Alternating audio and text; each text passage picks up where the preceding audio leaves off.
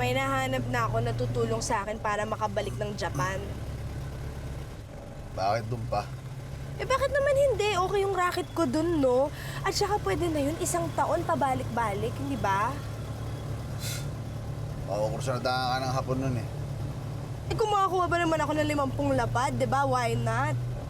Kaya kong lumaro, ito naman. Bakit? Selos ka? Ha? Wala kang tiwala sa akin, be? Ito naman, no?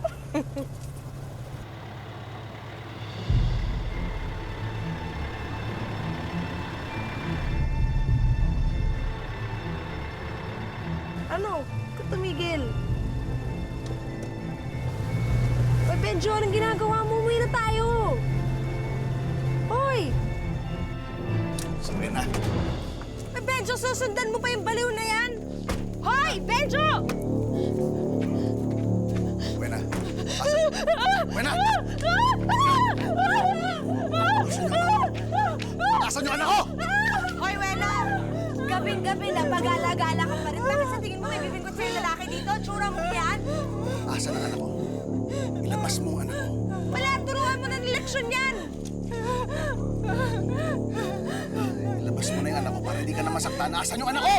Diyos ko, sinasabi ko na nga sa'yo, baliw yung babaeng yan. Siguro nga, pinatay na niyo yung anak ninyo. Hindi ko siya pinatay! Ah! Hindi ko siya pinatay!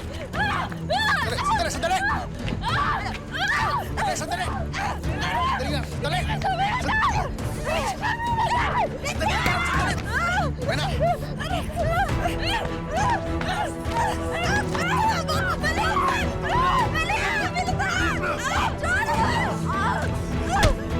Tama na!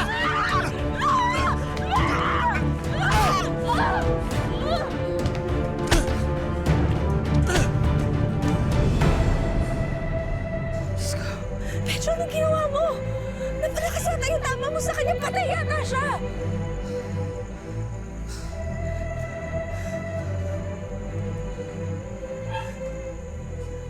Okay pa. Eh, ano gagawin natin? Alangan naman iwan natin yan dito, di ba?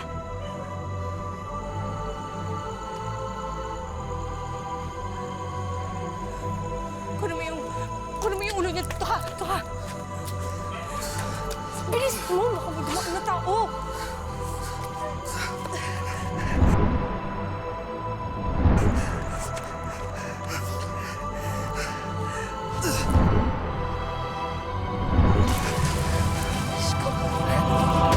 Bilis mo! Bilis!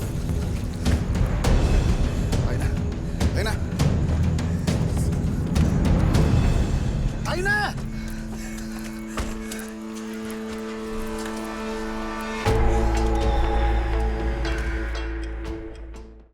Dapat din natin siya iniwan dun eh. Dapat din na natin siya sa ospital. Eh, hindi na nga dahil patay na nga siya, di ba? Paano kung buhay pa? Siya lang nakakalam kung nasaan ang anak ko. Diyos ko, Benjo, pwede ba tama na?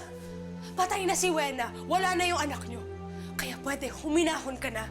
Dapat nga magpasalamat ka eh. Magpasalamat ka na walang nakakita sa'yo na pinatay mo si Wena. Ako at ikaw lang ang nakakaalam. Ako at ikaw lang.